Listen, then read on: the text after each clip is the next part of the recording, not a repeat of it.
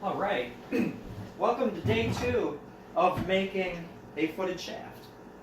And hopefully, after watching that first one, you have it in your mind that doing this type of arrow shaft is not beyond your technology. And that's what I like to do in all my videos, in whence I am making stuffs, is that I want to convey the impression that none of this stuff is a mystery. It takes a little practice. Some of the things that you would do aren't necessarily as easy as falling off a log, but they are very doable, and it doesn't take a great deal of an investment in tools. I stated before that I made my first bows with just this, and it's not considered a good knife. I like it because it has a full tang. It's a very rugged thing. It just doesn't have the highest carbon content in its steel, so you have to sharpen them often. But you can make a knife with just a hatchet. Hatchets work well, and a knife. Sometimes you can make a bow just with a hatchet. Just that simple. Same goes with arrow shafts. Simple. It's just step by step process. Now, this is not my favorite sanding tool for arrow shafts. I actually have, I think it's about 4 feet long, and I created like a T shape so it stays straight. I've got a long, thin piece of wood running this way, and then a long, thin piece of wood running this way. So it's laterally and sidewaysly stiff. And I clamp it into my, just like a workmate workbench, because you want to have your sanding surfaces clamped down and stable when you're making arrows, unless you're using a nice long sanding block. But that's easy to do. I am going to finish this up, and I noticed in my last video, it's like, look at this, and the arrow was above the camera. That is where it should be at this point. I had that string wrapping around there so the split didn't continue up the foreshaft, and put glue in there. You can use hide glue or tight bond or Elmer's glue or any form of glue you want to use. I wouldn't use epoxy. You can if you want, but you have to mix it. It's kind of a hassle. But that is where we are right now. It has dried overnight. In fact, we have forced air drying in the house, and so I just put it over one of the vents. And if you are wondering, how come you or how can you get away with having acoustic instruments, guitar, mandolin, violins, just out? I have bigger aquarium in the living room, and my fish that go out here and turtle in this pond are in a big stock tank in the basement, so the house is humidified. I like to have it at about 50% humidity. Anyway, I have this poor excuse for a sanding block. I have 80 grit on this side. I love 80 grit, and 120 or 220 on here. I don't know. I think it's 220.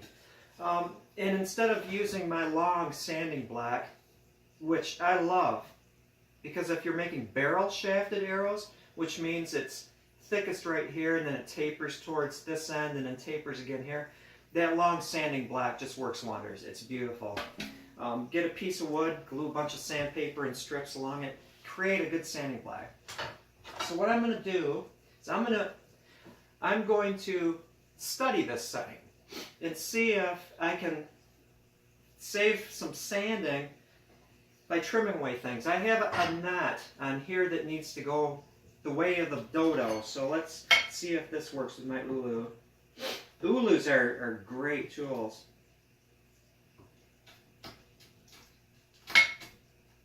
This is hardwood. It's probably well-cured dogwood. Okay, I knocked that back. Would I take this or a knife and trim this? I would rather sand it because I don't want to risk going into that main shaft. So I'm just going to take the extra time and sand this. And I had a clamp. Still have a clamp. And I'm going to have the clamp orientated. So when I'm going this way, it's not going to try to rotate this way or that way. It's all linear.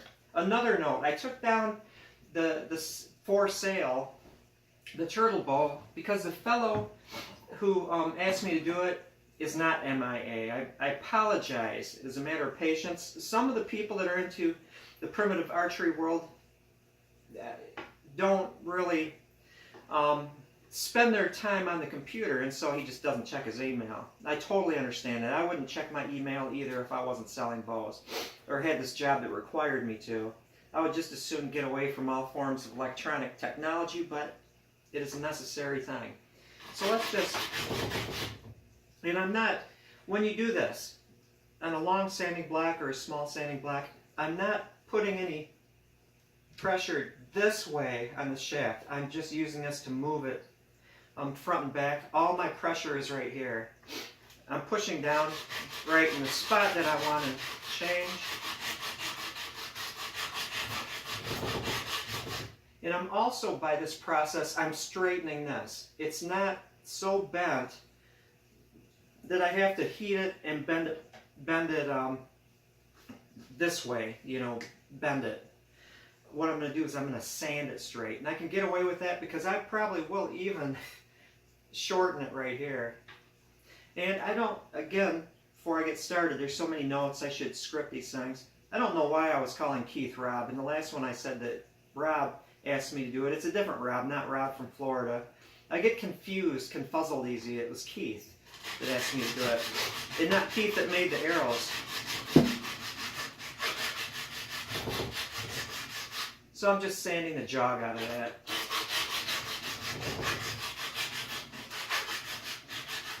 And that's just how you do it. You're constantly rotating the shaft, putting the pressure right here, and just using this hand to drive it.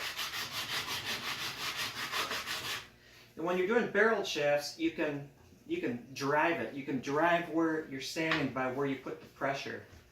If I was to put the pressure almost near the tip right here, I would naturally want to sand more towards the end. But you're not here to see me straighten this. So I'm just going to do a minor job here and then get onto the meat and potatoes. Get this, show this. Now, he takes a torch, I'm assuming it's a torch, and I do the same thing, a little propane torch. And you put this over the shaft, over the flame at a certain distance, and you rotate it like this.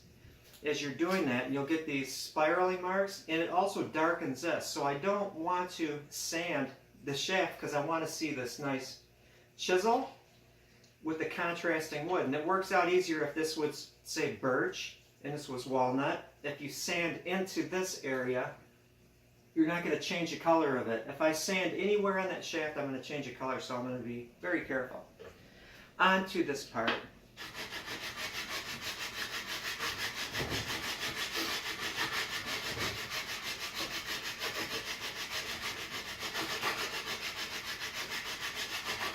There goes the string.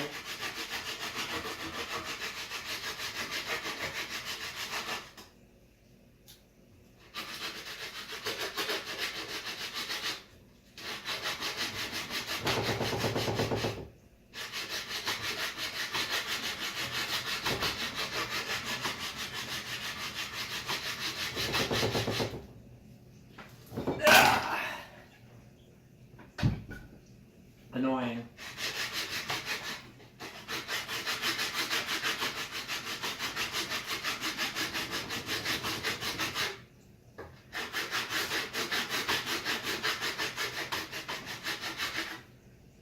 Heck. Let me try to save some time here. I wouldn't do this if I wasn't videotaping it. Videotape. You young pups don't even know what that means. They used to use magnetic tape to store images.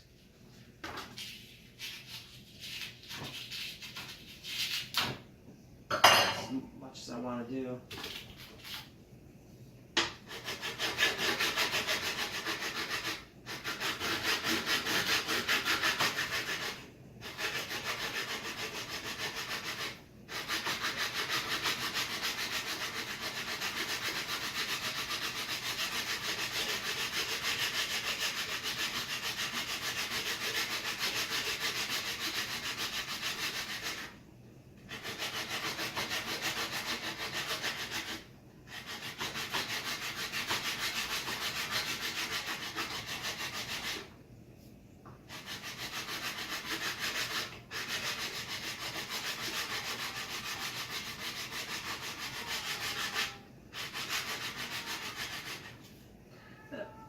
sanded the shaft. Oh well. Not gonna hurt anything.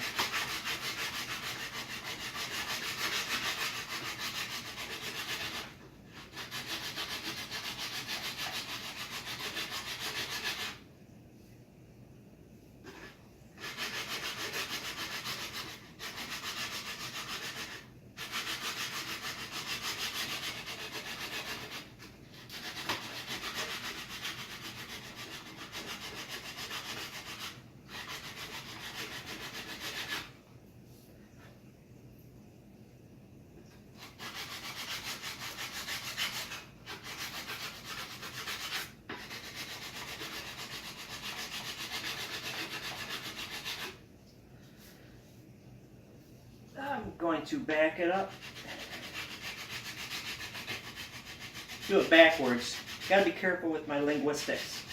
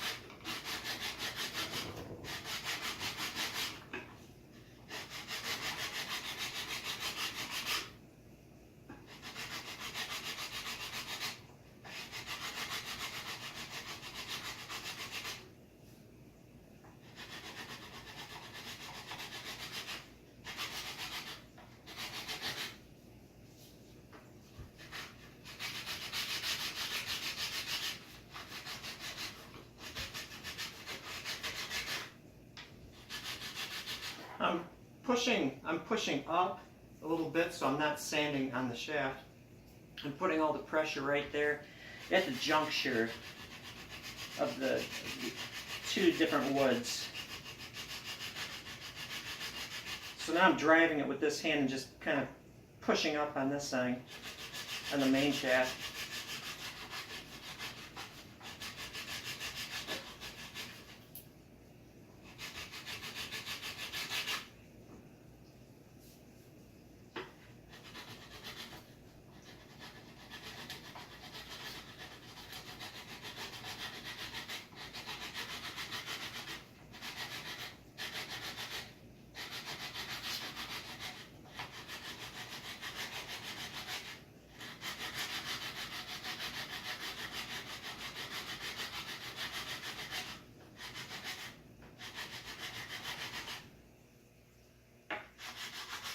Switched over to the finer because I'm so close.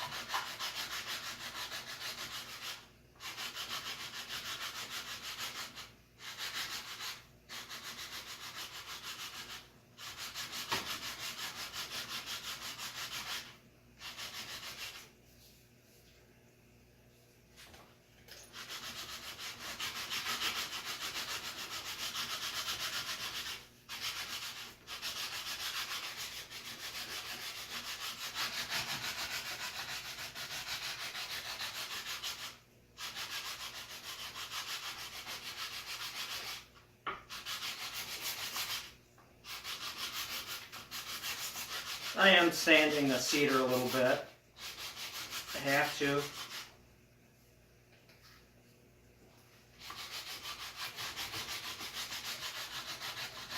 Oh well.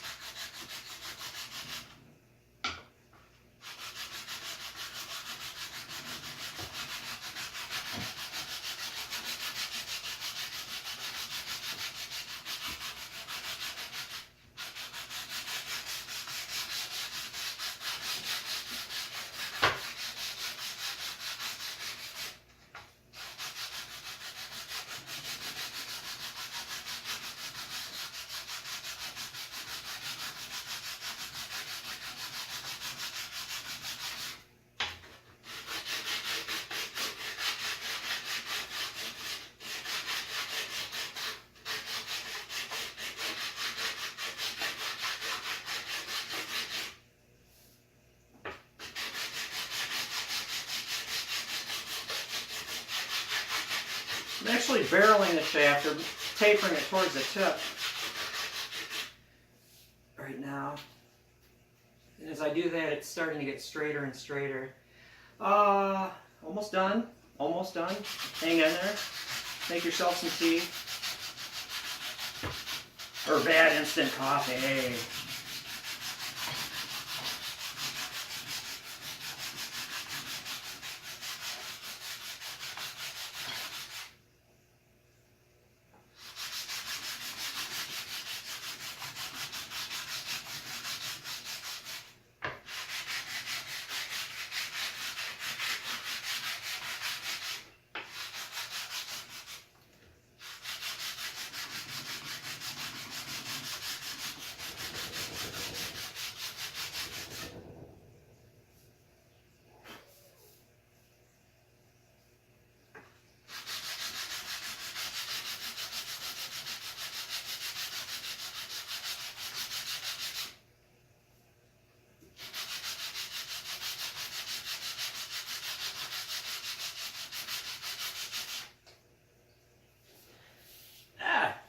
Done enough.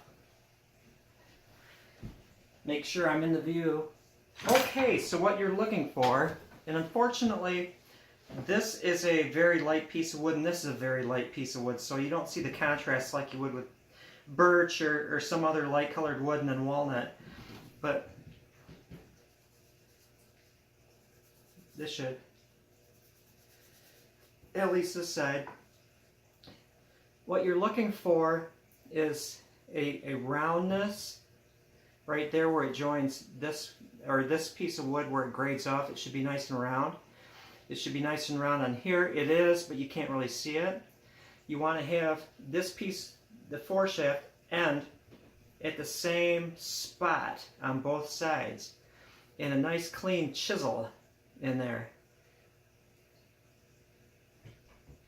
I don't know if it'll show up. This looks reasonably good. Now, Keith, see, I got your name right. Get this out of the way so I don't trip over it. Said that he was wondering at first if you split, have the chisel on the foreshaft and then the split on the main shaft. That's not so good, because that would mean that this feathered edge, if it was like this, there would be a possibility of it driving into your finger. This is kind of a one-way thing, so there's absolutely no danger of this shaft or this shaft driving into your finger with a sharp feathered edge. That would not be good. Another note is that perhaps the ancients used to finish this up with a whip of sinew. It's not necessary. It's got a good glue job. This is now a one-piece arrow. But think of this. You've got a short bow, maybe an anchored shot or not, and you want to have the same draw length. You see where I'm going? Every time you shoot your arrow, so you've got a match set. You've got your draw length right here. In that sinew, when it hits up here, you'll know where you should stop drawing. And so it gives you an accurate, a precise method of drawing these mysterious arrows, mysterious in length, where you end your draw. You now have an index mark, a whip of sinew. Now, did the originals, that ancient relic, footed shaft arrow that they found, gosh, was it could have been in England, maybe not, maybe a Scandinavian country, maybe Denmark, I don't know. But it's possible, because the sinew wouldn't necessarily make an impression on here, that the original arrow might have had a sinew wrap around that joint. But that is that. Okay, last note is I played for 4 hours last night, and when I play with this group, you know, what do I bring? One time I brought the Hofner bass. Mostly I bring the violin. Last night I brought the Gibson mandolin, and oh my gosh, it's like a whole different species of mandolin. I don't see myself playing any other mandolin ever. The sound hole is facing away from me, and so it sounds quiet here, but the guitar player mentioned that he said that he thought that the mandolin was coming from the guy that has pickups on his mandolin. He thought it was electric mandolin, but it was really mine because it has such a projection, and they wondered how I like playing it. It's like some instruments feel like they're alive, and some just feel like this tool. And that old 1920 Gibson, that feels alive. It is a beautiful, beautiful mandolin. No buyer's regret there. Should have had one sooner. Have a good one, and thank you for watching the end of the series, The Footed Shaft. Nice, nice. This is so cool.